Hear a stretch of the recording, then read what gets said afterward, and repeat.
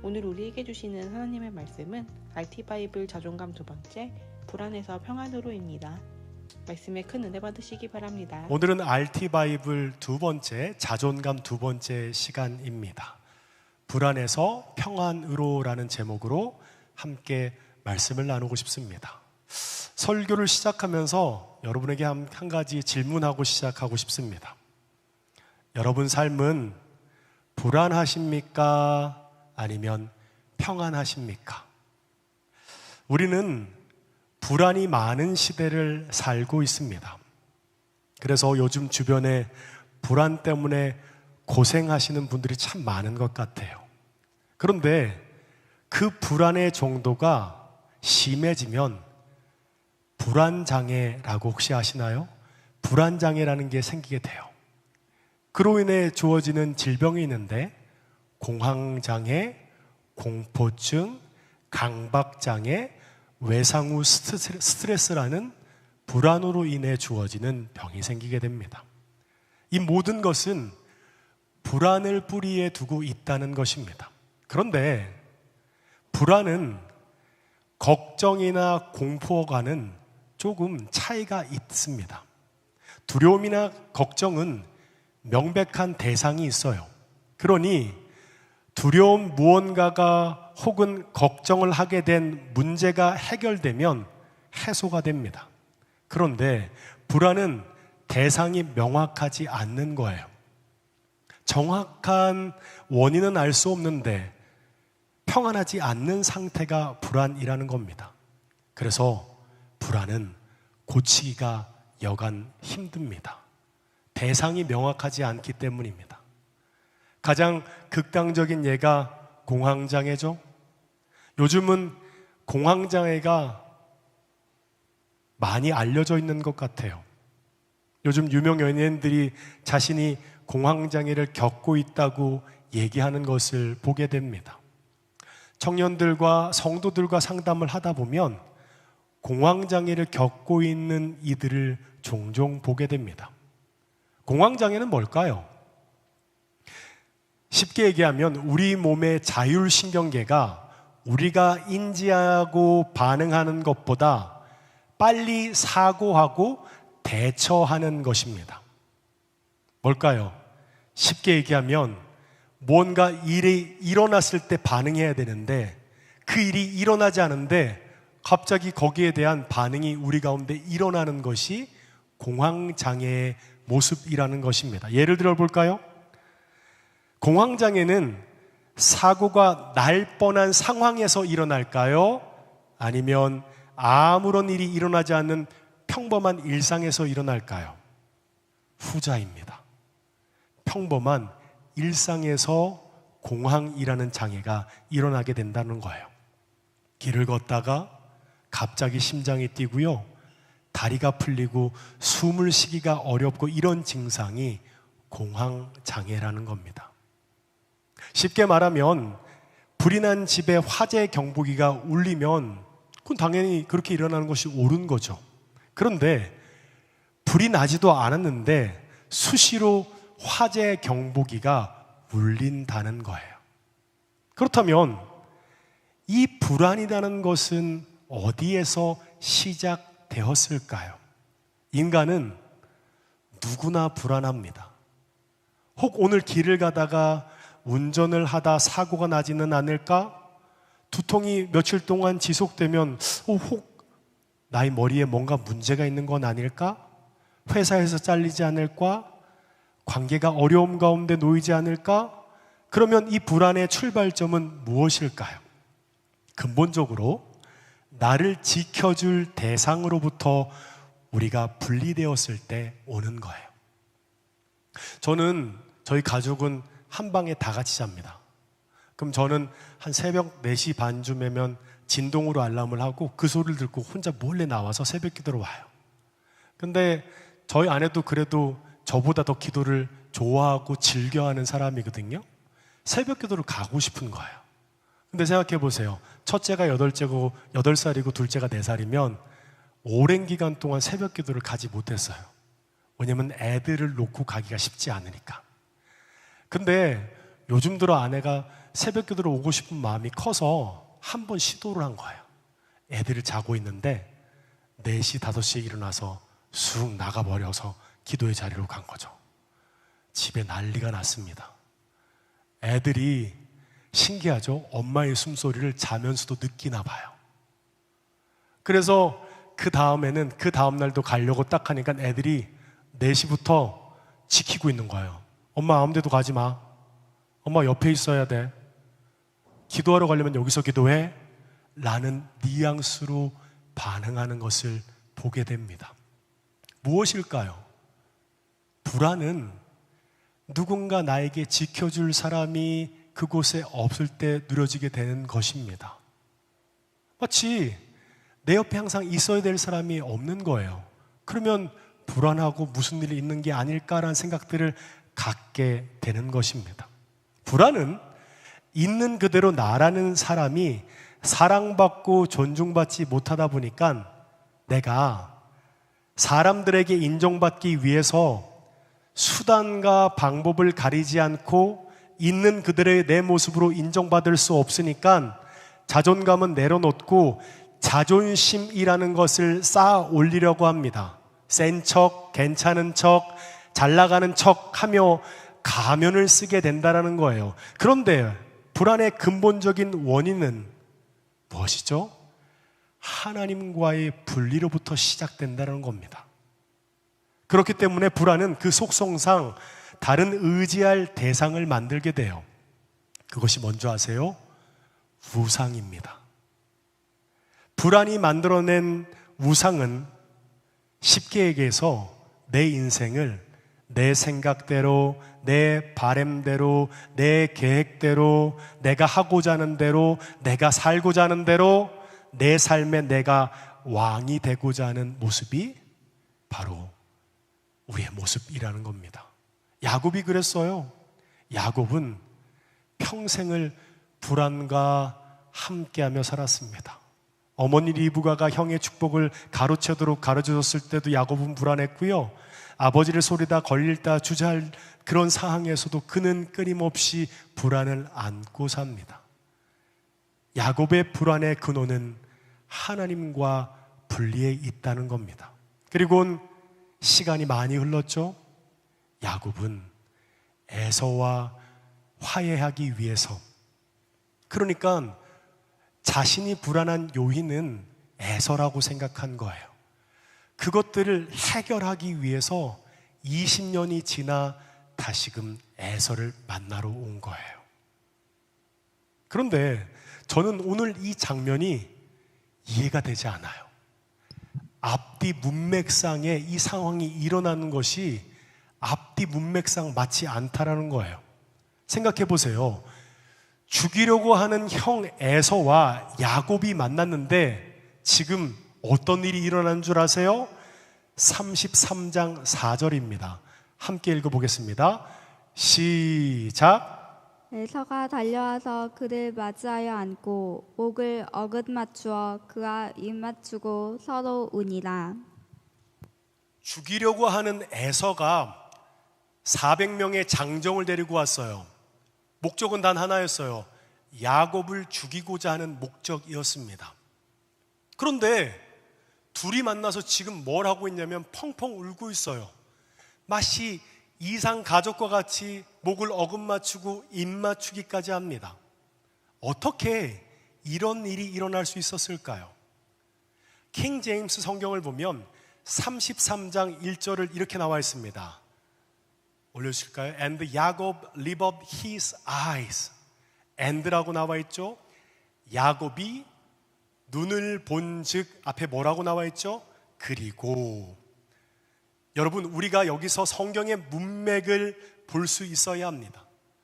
뭐냐면 33장을 이해하기 위해선 그리고 이렇게 되었으니, 그러면 그리고 전에 어떤 일이 있었기 때문에 그리고 그들은 이상가족처럼 상봉하고 했을지를 보아야 한다는 겁니다.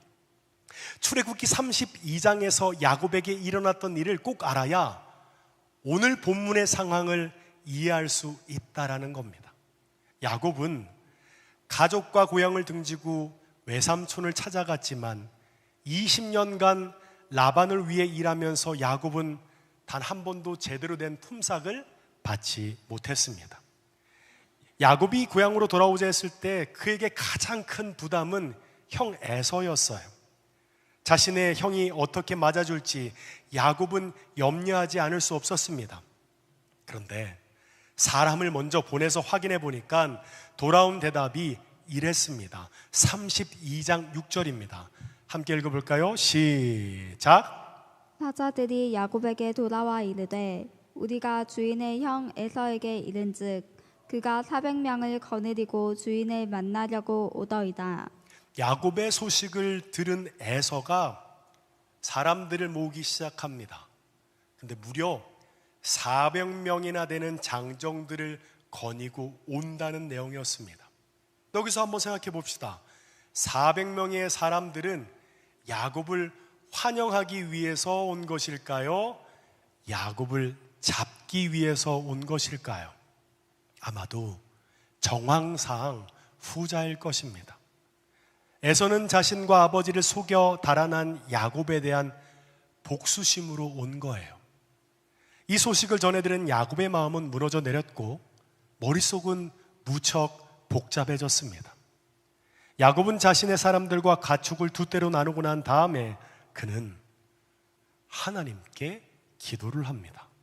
우리 32장 9절부터 12절까지인데 긴 본문인데 우리 함께 교독하도록 하겠습니다. 제가 9절 읽고 여러분 10절 읽는 거예요. 야곱이 또 이르되 내 조부 아브라함의 하나님 내 아버지의 이삭의 하나님 여호와께서 주께서 전에 내게 명하시기를 내 고향 내 족속에게로 돌아가리라 내가 내게 은혜를 베풀리라 하셨나이다. 나는 주께서 주의 종에게 베푸신 모든 은총과 모든 진실하심을 조금도 감당할 수 없사오나 내가 내 지팡이만 가지고 이 요단을 건넜더니 지금은 두 때나 이루었나이다. 내가 주께 간구하오니 내 형의 손에서 에서의 손에서 나를 건져 내시옵소서. 내가 그를 두려워함은 그가 와서 나와 내 처자들을 칠까 겁이 나기 때문이다. 주께서 말씀하시기를 내가 반드시 내게 은혜를 베풀어 내 시로 바다에 셀 수 없는 모래와 같지 않게 하리라 하셨나이다. 와우, 지금 엄청 불안하죠? 자기 생각대로 다 살았어요. 그리고 20년 동안 돌아다녔는데 되는 게 없어요. 그리고 생각합니다. 에서와 화해하면 내가 다시금 평안함으로 갈 수 있을 거야 라는 생각들로 고향에 돌아오면서 그는 기도합니다. 와, 정말 대단히 잘 만들어진 기도문입니다. 어느 정도 진심도 느껴져요. 주께서 주의 종에게 베푸신 모든 은총과 모든 진실하심을 조금도 감당할 수 없사오나 내가 이 지팡이만 가지고 이 요단을 건넜더니 지금은 두 때나 이루었나이다. 구약 전체에 이렇게 멋진 기도문을 찾아보기 어려울 만큼 그의 기도문은 잘 쓰여진 것 같습니다. 그런데 기도문을 자세히 살펴보면 야곱이 이제껏 어떻게 살아왔는지를 엿볼 수 있습니다. 그의 지난 20년은 하나님의 계획과 정반대로 살았습니다. 어땠죠? 그는 자기의 보기에 좋은 것을 쫓느라 시간을 허비했습니다. 그는 주의 은총과 주님의 신실하심을 붙들고 산 적이 단 한 번도 없습니다. 그런데 지금 이 위기 앞에서 갑작스럽게 이렇게 멋진 기도문을 읊으며 하나님 앞에 나아옵니다. 그래서 우리는 야곱의 기도를 좀 더 깊이 살펴봐야 할 것 같습니다. 일단 야곱이 하나님을 뭐라고 부른지 한번 볼까요? 내 조부 아브라함의 하나님, 내 아버지 이삭의 하나님을 여호와라고 하고 있습니다. 그는 아직까지도 여호와를 나의 하나님이라고 부르지 않습니다. 네, 여호와의 존재는 믿지만 그 하나님이 자신의 삶을 관여하는 것을 아직 허락할 수 없다는 의미입니다. 그의 기도의 핵심은 주님께서 이전에 내게 은혜를 베푸시겠다고 하셨습니다라는 것이에요. 9절과 12절에 각각 쓰인 하셨나이다라는 표현을 세심히 보면 야곱은 지금 간절함으로 주에게 기도하고 있는 게 아니고요, 지금 화가 났어요. 짜증이 난 거예요. 그리고 하나님 앞에 이렇게 원망하며 얘기하고 있습니다. 하나님, 이게 뭐예요? 왜 에서가 군대를 끌고 오고 있는 거죠? 그때 저에게 하신 약속을 잊으셨어요? 야곱은 하나님께 기도하고 있는 게 아니고요, 화를 내고 있습니다. 원망하는 모습으로 하나님을 위협하기까지 합니다. 아니, 약속을 했으면 지켜야지. 하나님, 왜 약속을 안 지켜요? 여러분, 야곱이 참 염치가 없죠? 인지상정이라고 해서 본인이 하나님 앞에 한 게 있어야 뭔가 하나님이 약속에 대해서 얘기할 수 있는 염치라도 있어야 될 거 아니에요. 근데 본인은 자기의 뜻대로, 자기가 하고 싶은 대로, 자기의 생각대로 다 살고 나서 위기에 딱 봉착하자마자 하나님 앞에 기도하는 것은, 그때 나에게 이렇게 하기로 하셨잖아요, 하나님이 주기로 하셨잖아요, 근데 하나님 뭐예요? 왜 약속을 안 지켜요?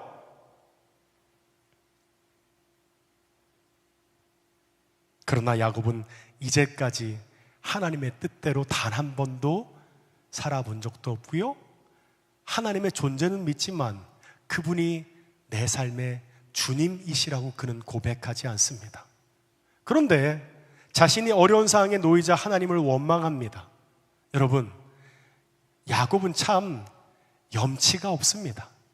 그런데 야곱은 오히려 하나님께 화를 내고 원망하고 위협하며 이렇게 멋진 기도문을 하고 약속에 대한 자기의 생각을 정확하게 주장하고 난 다음에 뭐라는 줄 아세요? 전략을 짭니다. 전략은 뭔지 아세요? 뇌물이에요. 철저하게 인간적인 생각을 가지고 그는 살아가고 있습니다. 우리 13절 읽어볼까요? 야곱이 거기서 밤을 새우고 그 소유 중에서 형 에서를 위하여 애물을 택하니. 뇌물의 의미는 뭘까요? 형님, 저 좀 봐주세요. 잘못됐어요. 다음부터 안 그럴게요. 뇌물의 규모는 엄청납니다. 양염소 200마리, 순염소 20마리, 암양 200마리, 순양 20마리, 암낙타 30. 그런데 야곱은 선물을 5그룹으로 나누어 시간차를 두고 에서에게 도착하게 합니다. 한 번 만난 것이 아니고 하나를 받고 조금 있으면 또 하나가 오고 에서의 환심을 사기 위한 너무나 고도의 전략입니다. 우리 남자 청년들은 야곱과 같은 이런 전략을 한번 써도 될 것 같아요.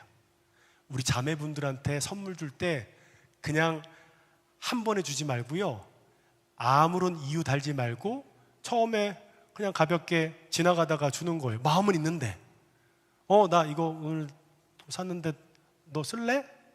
그리고 그 다음날 또 주는 거예요. 3번, 4번 묻는 거예요. 오빠 나한테 이거 왜 주는 거야? 아니 그냥 그냥 있는 거니까 너랑 나눠 쓰려고 한 거지, 별 특별한 건 없어. 그러면 우리 자매분들은 그때부터 머리가 조금 뺑뺑 돕니다. 왜 저러지? 저 사람이 나한테 왜 저렇게 행동하지? 그게 고도의 전략이에요. 근데 야곱은 하나님께 멋들어지게 기도하고 난 다음에, 하나님 앞에 기도했으면 하나님 제가 어떻게 해야 돼요? 하나님이 뜻하신 게 뭐예요? 순종함으로 제가 가겠습니다라고 하지 않고 그렇게 멋들어지게 기도문을 읽고 난 다음에 철저하게 인간적인 전략을 가지고 그렇게 나아가는 모습들을 보게 됩니다. 분명 하나님께 지켜주시겠다고 했지만 그는 자신의 전략을 의지하고 있습니다. 에서에게 엄청난 뇌물을 보낸 야곱은 뇌물을 이만큼 보냈으면 그래 괜찮을 거야 안심할 수 있었을까요? 그는 여전히 잠들지 못할 만큼 두렵고 마음이 답답했을 것입니다. 왜 그럴까요? 상대가 에서이기 때문입니다. 여러분, 우리의 삶에도 아마 에서가 있었을 것이고 여러분의 삶에 에서는 존재했을 것입니다. 야곱은 모태신앙이에요. 조부의 아버지 하나님, 조부의 하나님, 아빠의 하나님까지도 믿지만 자신은 믿지 않아요. 근데 야곱은 그렇게 그 존재를 알지만 믿지 않지만 에서 때문에 끝내 하나님을 한 번, 두 번 찾다가 결국 에서 앞에 맞닥뜨리는 순간 정말 하나님이 있다는 걸 믿고 싶은 마음에 하나님을 찾기 시작합니다. 드디어 야곱은 홀로 남았습니다. 많은 예물을 보냈지만 여전히 야곱은 불안하고 두려웠어요. 어쩌면 야곱은 자신이 쌓아놓은 것들을 한꺼번에 잃어버릴 수도 있었습니다. 야곱은 염려와 두려움 속에 밤을 새웠습니다. 우리 32장 24절 25절 읽어볼까요? 시작! 야곱은 홀로 남았더니 어떤 사람이 날이 새도록 야곱과 씨름하다가 자기가 야곱을 이기지 못함을 보고 그가 야곱의 허벅지 관절을 치매 야곱의 허벅지 관절이 그 사람과 씨름할 때에 어긋났더라. 24절에 보면 씨름하다라고 해석된 원어는 아바크입니다. 이 동사는 야곱이 어떤 사람에게 잡혀 땅에 먼지가 일어날 정도로 아주 격렬하게 씨름을 계속하고 있음을 나타내고 있는 동사입니다. 그런데 이 씨름은 단순한 힘 겨루기가 아닙니다. 야곱은 하나님 사자에 매달려 울부짖고 있습니다. 하나님, 제발 살려주세요. 하나님, 400명의 장정을 데리고 에서가 온다고 해요. 내가 많은 뇌물을 줬지만 여전히 저는 불안해요. 하나님, 지켜주신다고 하셨잖아요. 도와주신다고 하셨잖아요. 저 좀 제발 하나님 도와주세요. 그런데 야곱의 눈물의 기도에 하나님은 응답하십니다. 뜻밖에도 야곱의 허벅지 관절을 위골시켜버립니다. 무엇을 뜻할까요? 이제부터 야곱은 평생 장애를 안고 살게 됩니다. 허벅지 관절이 어긋난 이유, 야곱은 어땠을까요? 하나님, 이게 뭐예요? 내가 발에서 하나님 앞에 열심히 기도하는데 이건 아니잖아요? 라고 기도하지 않습니다. 야곱은 그때부터 정말 간절히 기도하기 시작합니다. 이제까지는 이것저것 인간적인 방법으로 계산하고 하나님 앞에 기도했다면 이제 그는 자신이 의지해야 할 분이 바로 하나님이심을 깨닫고 떠나시려는 하나님을 붙잡고 울부짖으며 이렇게 기도합니다. 하나님, 제게 복을 주시지 않으면 저는 당신을 보내드릴 수 없어요. 하나님, 이제 당신 밖에는 내가 의지할 분이 없습니다. 라고 야곱의 삶 속에 하나님 앞에 진실함으로 자신의 가면을 벗고 있는 그대로 자신의 모습으로 하나님 앞에 기도하고 있습니다. 그러자 하나님은 야곱에게 이렇게 물어보십니다. 내 이름이 뭐냐? 무슨 말을 하는 걸까요? 가면을 벗고 하나님 앞에 간절히 붙들며 울며 말하고 있는 야곱에게 이렇게 묻습니다. 넌 누구냐? 그러자 야곱은 얘기합니다. 저는 야곱입니다. 야곱의 뜻은 뭘까요? 속이는 자예요. 네, 주님. 저는 속이는 자였어요. 저는 발꿈치를 잡는 자였어라는 의미로 그는 얘기하고 있습니다. 하나님이 야곱에게 이렇게 물어봐요. 너의 실상은 무엇이냐라고 물어보았고 야곱은 자신의 실상이 네 하나님, 저는 남을 속여서 남의 자리에 대신 앉은 죄라고 그는 자백하고 있는 것입니다. 야곱이 하나님 앞에 다가갈 수 있는 유일한 길은 하나님 앞에 자신의 실상이 무엇인지 깨닫고 하나님 앞에 고백하는 것이었습니다. 그것이 바로 하나님 앞에 자존심이란 가면을 벗는 것이었어요. 그러자 하나님께서는 이렇게 말씀하세요. 우리 28절 읽어볼까요? 시작.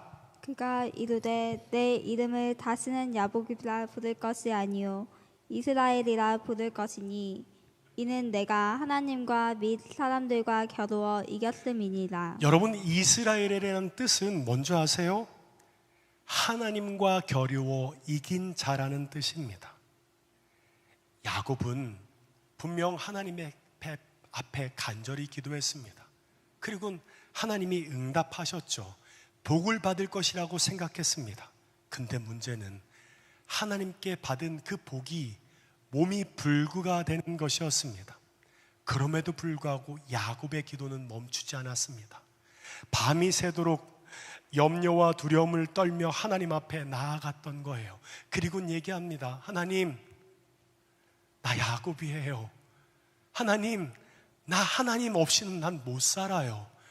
하나님이 없이는 저는 그 어떤 것도 할 수 없습니다 라고 기도하고 있다는 겁니다.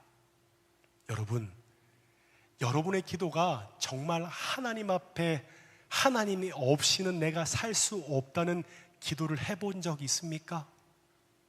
네, 수련회 때나 어느 상황에서 여러분의 상황이 좋지 않고 사랑하는 가족이 질병 가운데 있고 내 삶이 낭떠러지 가운데 있을 때 그 어떤 것도 붙잡을 수 없고 마치 분토와 마른 막대기 같은 삶을 깨닫게 될 때 그때 기도하게 됩니다. 하나님, 하나님 없인 전 못 살아요. 근데 지금 여러분 어때요? 하나님을 믿는다라고 야곱처럼 정말 그럴듯하게 앉아서 하나님 앞에 기도하고 있지만 우리 안에는 그와 같은 간절함은 없는 이들도 분명 우리 가운데 있을 것입니다. 왜 그럴까요? 야곱은 이제까지 마지막까지 하나님을 믿고 존재가 있다는 걸 알았지만 그는 뭔가 하나의 밧줄을 잡고 있는 거예요. 그래, 내 계획대로 난 살 수 있어. 내가 바라는 대로 나는 이렇게 될 수 있을 거야. 그러니까 기도하고 나서도 전략 짜고요. 그리고 모든 상황 가운데 자기의 필요와 자기의 상황 안에 나아가는 야곱의 모습을 보게 된다는 것입니다. 저에게도 그런 적이 있었던 것 같아요. 한 번은 제 친구가 군대 저희 친구였어요. 베스트 프렌드였죠. 저보다 나이는 2살이 많은데 전역할 때 보통 전역할 때 나이가 많으면 형 동생으로 바뀌거든요. 근데 이 친구가 저한테 유상아, 우리 친구하자. 그리고 제가 2월 초에 전역했고 이 친구가 2월 말에 전역했어요. 저희 집이 경남 창원이거든요. 저희 부대는 포천 일동이었어요. 얘를 보려고 제가 올라간 거예요. 그만큼 둘 사이가 막역했습니다. 근데 이 친구가 학원을 차렸는데 어떻게 하다 보니까 보증금이 좀 부족했던 거예요. 근데 신앙이 없는 친구들 저한테 와서 얘기하는 거예요. 유상아, 나 좀 기도 좀 해줘라. 아, 대출이 잘 안 되는데 대출 될 수 있도록 좀 기도할 수 있겠니? 그래, 내가 기도해 줄게.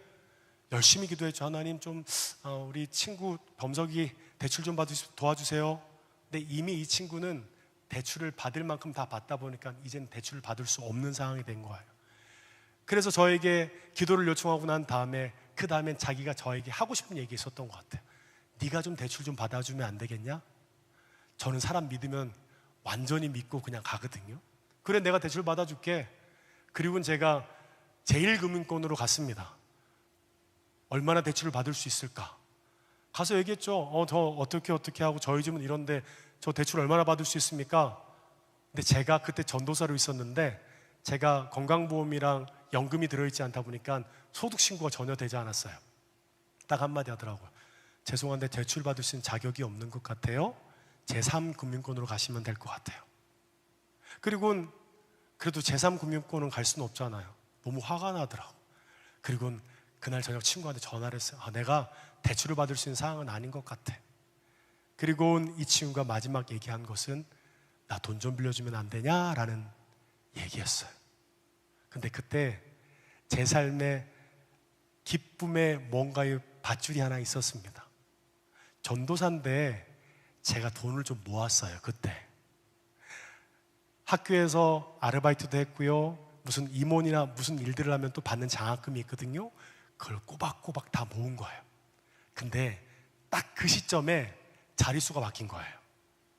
100대에서 1000대로 딱 바뀌어버린 거예요. 한 일주일 동안 그렇게 행복했던 적이 없었던 것 같아요. 와, 너무너무 행복하다. 그래서 시간만 되면 혼자 기도하는 게 아니고 그 잔액들을 보면서 행복해했던 것 같아요. 근데 어느 순간 기도하는데 하나님이 저한테 주신 마음이 있는 거예요. 유상아, 너희 돈 걔 빌려주면 되지 않겠니? 라는 얘기를 하신 순간 생각했죠. 이건 하나님의 음성이 아니다. 절대 믿을 수 없다. 이건 현실적이지 않다. 나도 살아야 되는데 그걸 다 빌려주라는 게 말이 돼? 그런데 한 주 동안 계속 그 얘기가 저한테 이렇게 잊혀지지 않고 더 선명하게 생각이 나는 거예요. 그래서 담임 목사님한테 갔어요. 목사님 여타저타 이렇게 하는데 하나님이 이런 마음을 좀 주셨어요. 근데 저는 좀 현실적으로 맞지 않다는 생각이 드는데 목사님 어떤 게 좋을까요? 분별해 주십시오 얘기하니까, 만약 전도사님이 정말 빌려주고 싶으면 받을 생각하지 않고 줄 생각이 있다면 줘라. 근데 만약 그 돈을 받을 생각이 있다면 빌려주지 않는 게 좋겠다라는 얘기를 하시더라고요. 잘 됐다. 내가 무슨 뭐 그걸 돈을 줘놓고 빌려주지 않고 받아야지 당연히 어떻게 그렇게 하냐. 그리고 나서 한 주 동안 기도하는데 하나님이 주신 음성이 그거였어요. 너 받을 생각하지 말고 그 돈 빌려줘. 그리고는 딱 일주일이 지나고 수예배가 끝나고 그 친구가 전화를 했어요. 와, 왜 이렇게 떨리는지 몰라요. 호흡도 이만큼 올라가더라고요. 엄서가 나 기도했는데 하나님이 너한테 돈 빌려주래. 야, 너 고맙다. 얼마나 빌릴 수 있는데? 1000만 원. 야, 나 꼭 갚아줄게. 너 좀 빌려주세요. 근데 받을 생각하지 말고 주는 마음으로 빌려주래. 그리고 그 다음날 아침 ATM으로 갔어요. 제가 한도를 400까지밖에 안 해놨더라고요. 1000만 원이 한 방에 안 보내지더라고요. 이게 안 보내지면 하나님의 뜻이 아닌가? 그리고 보내는 금액을 내렸어요. 400 이하로 보내지는 거예요. 한 번, 두 번, 세 번 보내고 나니까 딱 통장에 1025원 딱 남아있더라고요. 그 전까지는 그렇게 간절히 기도했던 적은 없었던 것 같아요. 그리고 그 돈을 송금하고 난 다음에 ATM기 옆에 계단이 작은 세 계단이 있거든요. 그 계단을 하나, 둘, 셋 오는데 다리가, 제가 그때 허벅지가 더 좋았었거든요. 다리가 풀려버린 거예요. 쑥 넘어진 거예요. 바닥에 그냥 툭 넘어져서 있는데 그때 기도가 이렇게 나와. 하나님, 나 어떻게 살아야 되죠? 하나님 없으면 나 못 살아요. 근데 그 바닥에 준지하면서 기도를 하는데 눈물이 나는 거야. 뭉클한 거예요.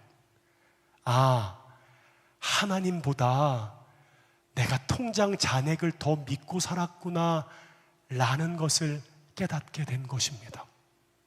여러분, 진짜 우리가 붙들기 없고 마른 막대기와 분토와 같은 마음이 있다면 기도는 완전히 달라집니다. 야곱은 처음에는 전략도 짜고 기도도 하고 이렇게 저렇게 왔다 갔다 하면서 자기 계획대로 하려고 자충우돌했지만 결국 하나님 앞에 나아갈 수밖에 없었어요. 왜일까요? 에서 때문에. 에서만 아니었으면 죽을 때까지 야곱은 하나님을 찾지 않았을 거예요. 근데 에서와 있어야 하니까 혼자 있는 그 시간에 하나님께 부르짖는 거예요. 하나님 좀 도와주세요. 어떻게 해야 돼요? 하나님께 이렇게 하신다고 하셨잖아요. 근데 하나님이 응답하셔요. 어떻게 응답하셨죠? 그의 골반뼈를 위골시켜버립니다. 그때 그는 그렇게 깨닫게 됩니다.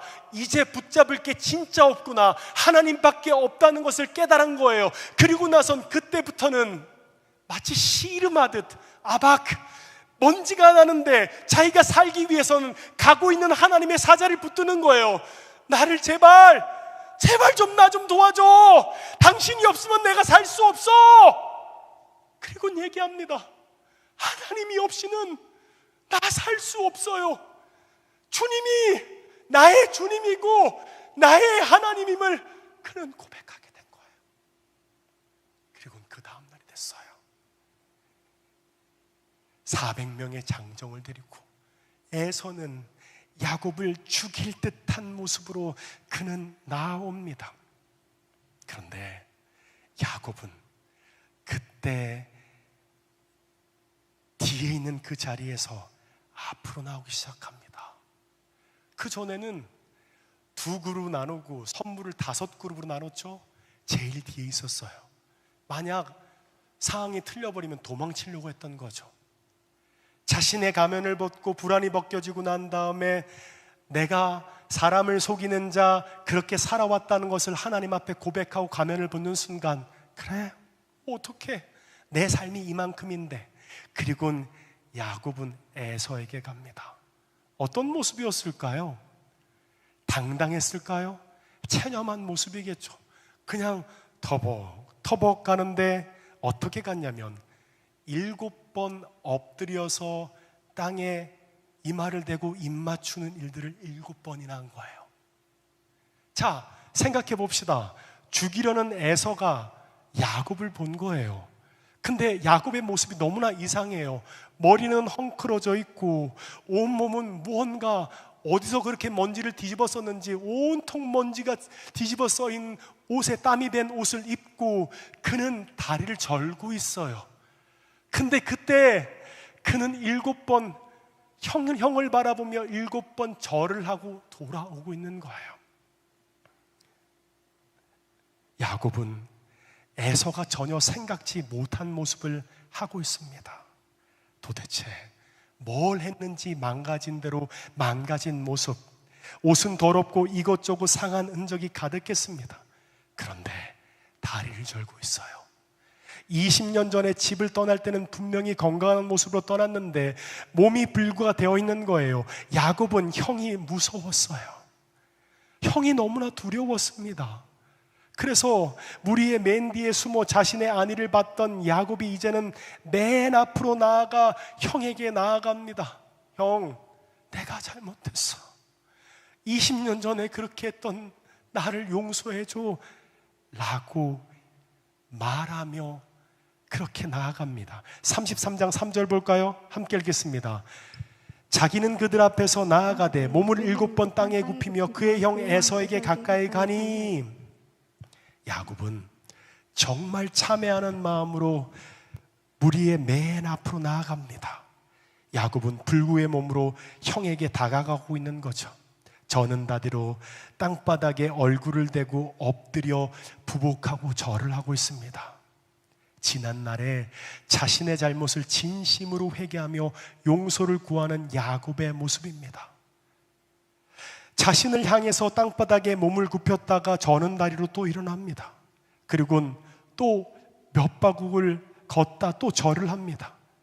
야곱의 한도 뼈가 나갔으니 얼마나 아팠겠습니까?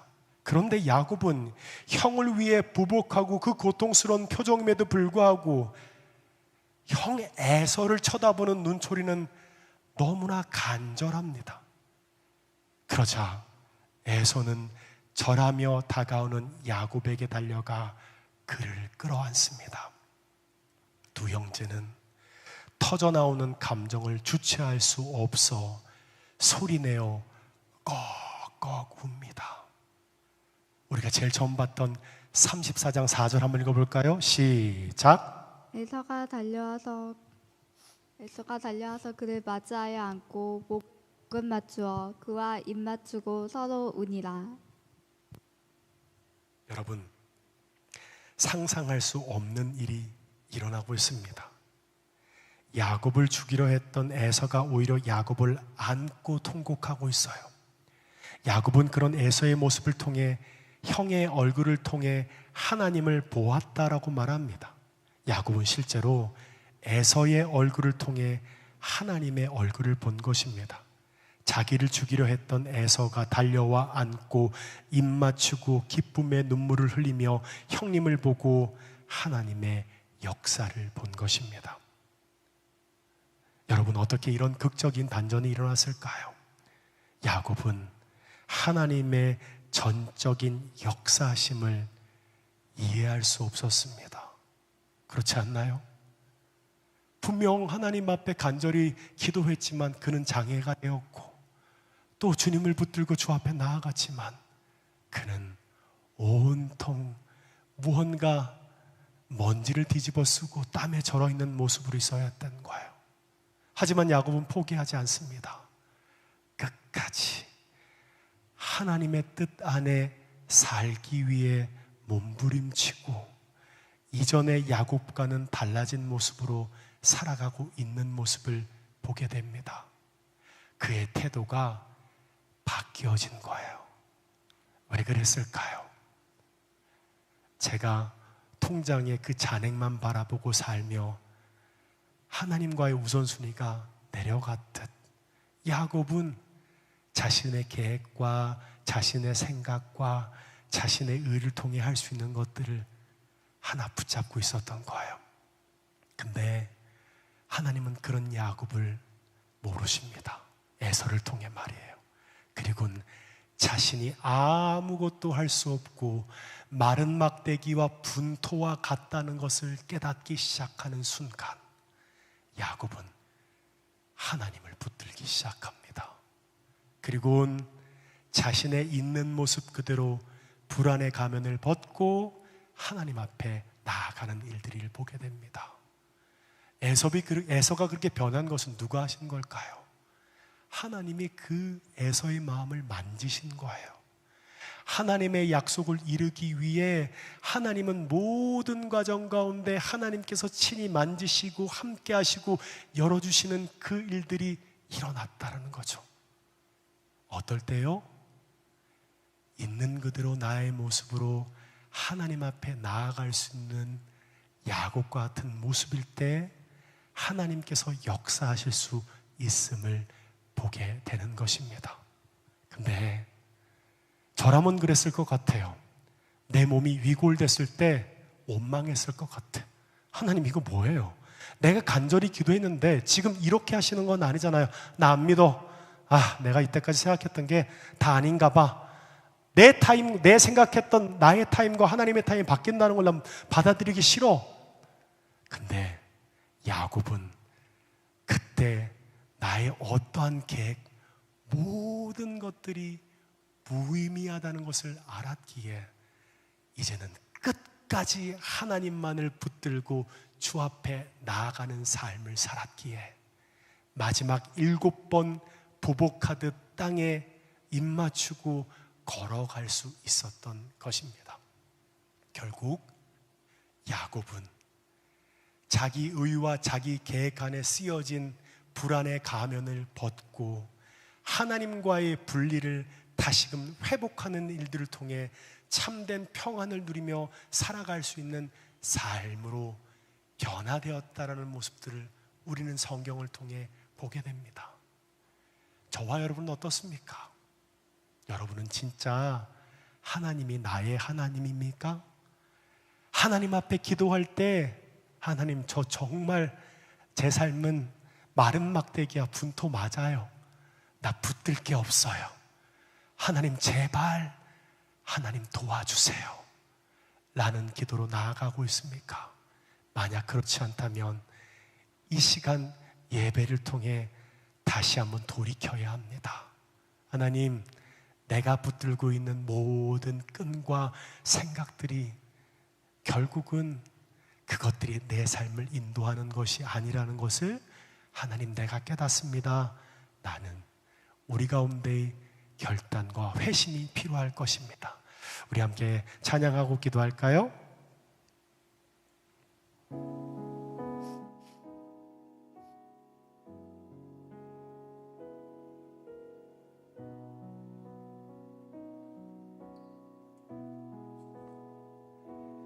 나의 사랑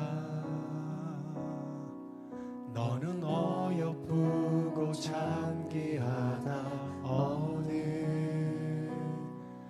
보석보다 귀하다 내가 사랑스럽지 않을 때 너를 온전히 사랑하고 너와 함께하려 내가 왕노라 주의 사랑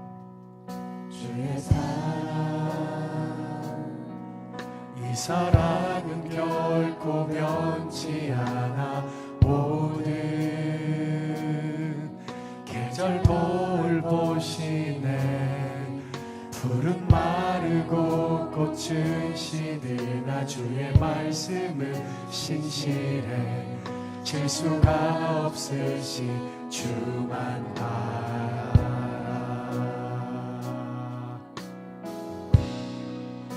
주님의 나라와 뜻이 나의 삶 속에 임하시며 주님 알기를 주만 보기를 소망해.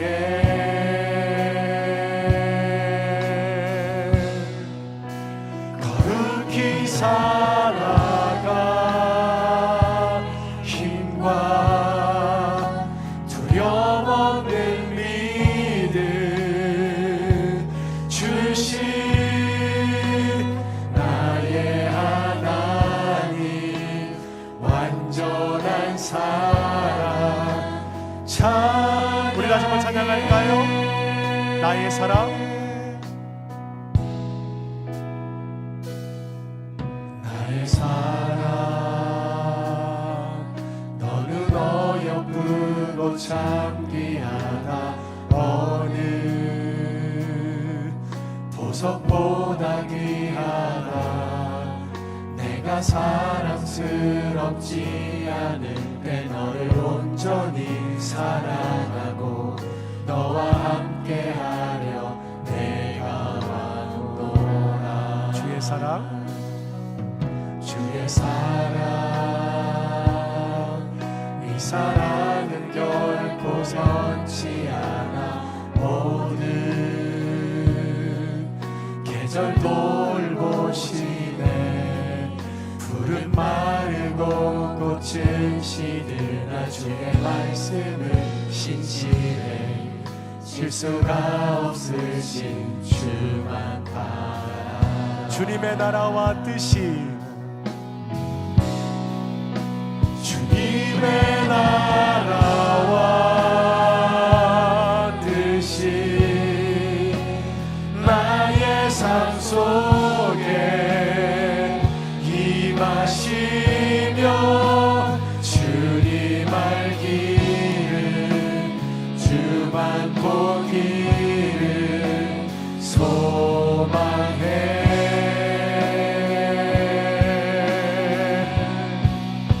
거룩히 살아가 힘과 두려움 없는 믿음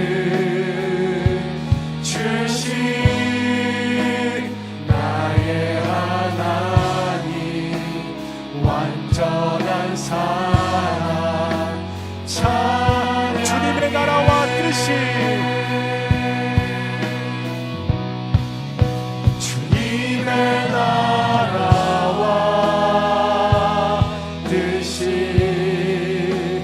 나의 삶 속에 임하시며 주님 알기를 주만 보기를 소망해. 거룩히 살아갈 힘과 거룩히 살아가 힘과 두려움 없는 믿음 주신 나의 하나님 완전한 사랑. 우리 목소리로만 찬양할까요? 주님의 나라와 뜻이,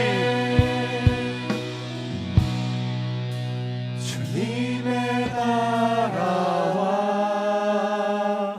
뜻이 나의 삶 속에 임하시며 주님 알기를 주만 보기를 소망해.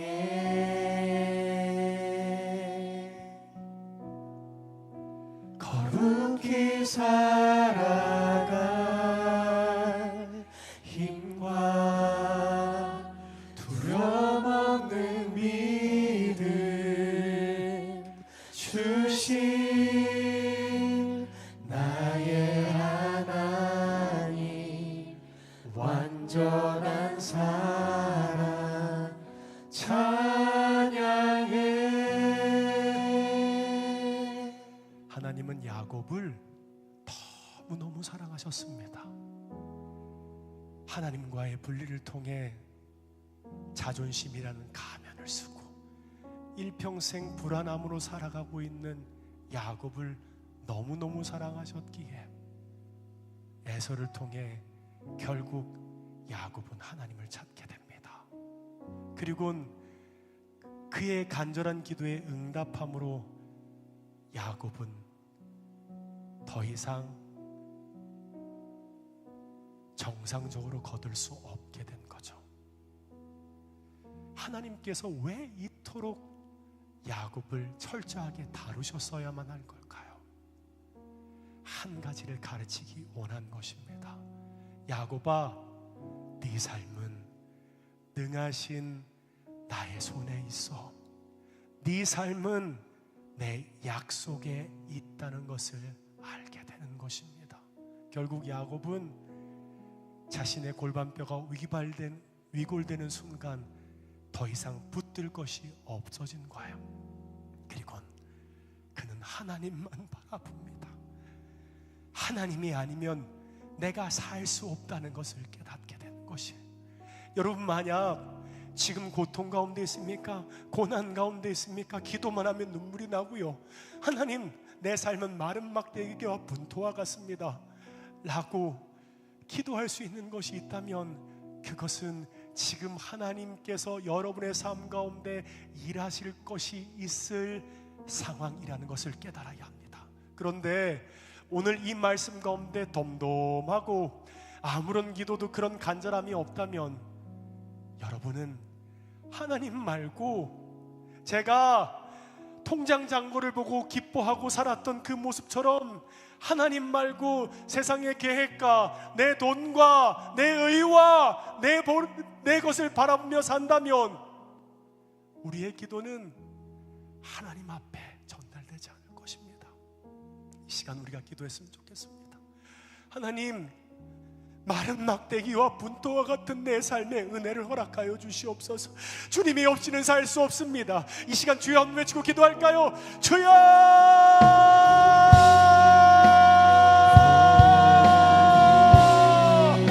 하나님!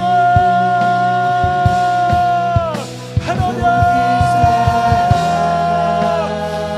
하나님, 은혜가 필요합니다. 내 삶이 나로서는 전혀 할 수 없는 아버지, 내 삶을 주님 앞에 고백하며 주 앞에 나아갑니다. 하나님, 어떻게 해야 합니까? 어떻게 살아야 합니까? 내 삶에 이어날 수 없는 하나님, 아버지, 고통과 어려움 가운데 주님이 없이는 내가 그 어떤 것도 할 수 없는 연약한 자라는 것을 주님 앞에 고백하며 나아갑니다. 하나님 은혜가 필요합니다. 이 시간 하늘의 문을 여사 우리 가운데 성령의 충만함과 임하심의 역사가 우리 가운데 부어지게 하여 주시옵소서. 하나님만을 바라보고 주님만을 의지하고 주님만을 의지하며 나아갈 때 내 삶이 능하신 하나님의 손 안에 있음을 깨달아 하나님만 바라보고 하나님만 의지하는 삶을 살아가게 하여 주시옵소서. 하나님, 내 삶이 주께 있습니다. 내 삶이 주님의 약속 안에 있음을 고백하며 나아갑니다. 하나님, 그래서 이 시간 주님 앞에 엎드리며 주님 앞에 좋아하며 주 앞에 나아갑니다. 하나님께서 함께하여 주시옵시고 은혜를 더하여 주시옵시고 하나님께서 함께하여 주시옵소서.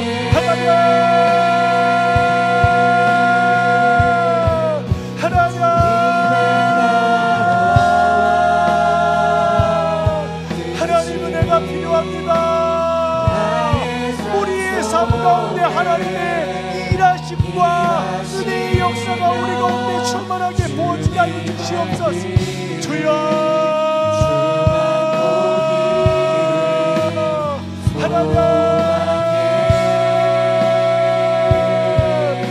하나님께서 함께하여 주사 우리의 삶이 하나님께 쓰임받는 삶이 되도록 하나님 역사하여 주시옵소서. 하나님 은혜를 먹게 주시옵소서. 주님 아버지, 역사하여 주시옵시고 함께하여 주시옵소서. 하나님 도와주시옵시고 은혜를 더하여 주시옵소서. 하나님께서 함께하여 주시옵소서. 야곱이 그렇게 하나님을 간절히 부르며 주 앞에 나아갈 때 하나님은 그냥 야곱을 변화시켜 주지 않았습니다. 넌 누구냐? 넌 누구야? 네 삶은 어땠니? 네, 주님, 저는 속이는 자였습니다.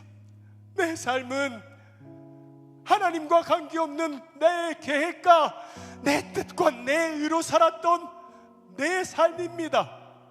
야곱은 가면을 벗고 있는 모습 그대로 하나님 앞에 고백했습니다. 그때 하나님은 얘기합니다. 내가 다시는 너를 야곱이라 부르지 않으리라. 네 이름을 이스라엘이라 부를 것이다. 하나님과 싸워서 이긴 자 무엇일까요? 고백해야 합니다. 회개하고 돌이켜야 합니다.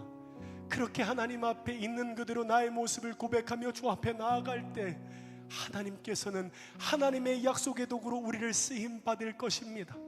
우리 이 시간 마지막으로 한번 기도했으면 좋겠습니다. 하나님, 두렵고 떨리지만 있는 모습 그대로 하나님 앞에 고백하며 주 앞에 나아갈 수 있도록 하나님 은혜를 더하여 주시옵소서. 우리 주여 한번 외치고 기도하겠습니다. 주여,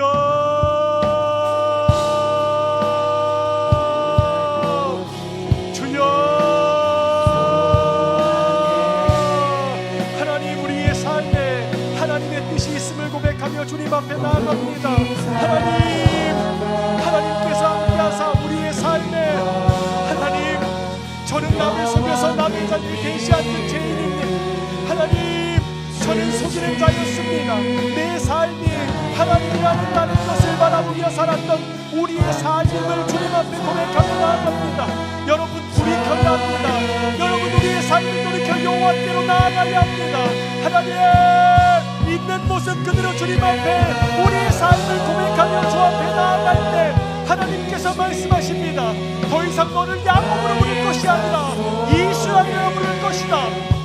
하나님, 우리 가운데 하나님 앞에 고백과 하나님 앞에 있는 모습 그대로 하나님 앞에 주님 앞에 드리며 주 앞에 나아갈 때 그는 기쁘시고 우러우사 우리의 모든 죄를 사하여 주시는 분임을 주님 우리가 알게 하여 주시옵소서. 하나님, 그렇습니다. 주님, 내 삶은 마른 막대기와 분토와 같습니다. 하나님, 나로서는 내 삶을 살 수 없는 자임을 주님 앞에 고백하며 나아갑니다. 그래서 이 시간 주님 앞에 나아가며 하나님께 나아가는 은혜의 삶이 되도록 역사해 주시옵소서.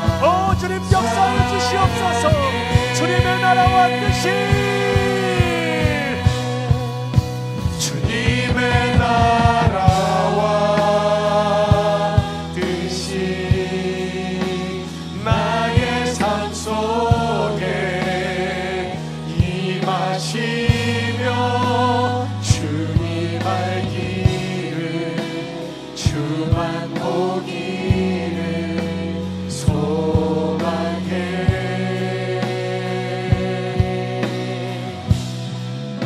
거룩히 살아가 힘과 두려움 없는 믿음 주신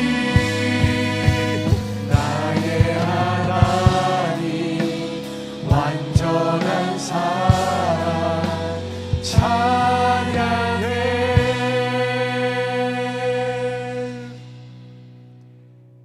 너의 실상은 무엇이냐? 라고 하나님께서 물을 때 야곱은 이렇게 말합니다. 하나님, 저는 남을 속여서 남의 자리에 대신 앉은 죄인입니다. 자존심이라는 가면을 쓰고 점점 쌓아가 내 생각과 내 계획대로 살 수 있을 것이라고 생각했지만 결국 하나님의 일하심과 은혜 안에 하나님, 내가 할 수 있을 거라고 생각했는데 하나님, 나로서는 할 수 있는 게 아무것도 없습니다. 제발 가지 마세요. 하나님, 나에게 은혜를 주시고 내 삶을 붙들어 주십시오. 야곱은 한 가지를 깨달았습니다. 내 삶이 능하신 하나님의 손 안에 있다는 것을 그는 알게 되었습니다. 하나님, 오늘 말씀을 통해 우리의 삶을 돌아봅니다. 하나님을 믿는다라고 말하지만 무언가 세상의 가느다란 끈을 붙잡고, 그래, 내가 이거 붙들고 살아가면 내 삶이 뭔가 역전할 수 있을 거야, 잘 될 수 있을 거야. 하나님, 그 붙들은 손을 놓고 능하신 하나님의 약속을 붙들며 살아갈 수 있는 은혜가 우리의 삶에 결단되어지고 고백되어지게 하여 주시옵소서. 그래서 우리 청년들의 삶이 이 땅 가장 높은 곳에 세우시고 이 땅에 가장 형통케 되는 은혜를 누릴 때, 그것이 나의 의와 내 노력으로 된 것이 아니라 능하신 하나님의 손 안에 하나님의 사명을 감당하기 위한 도구의 자림을 깨달아 하나님이 세우신 이 세상 가장 높은 곳에서 주의 뜻 안에 순종함으로 주의 도구로 쓰임받도록 하나님께서 붙들어 주시옵소서. 감사합니다. 사랑하는 예수님의 이름으로 기도하옵나이다. 아멘.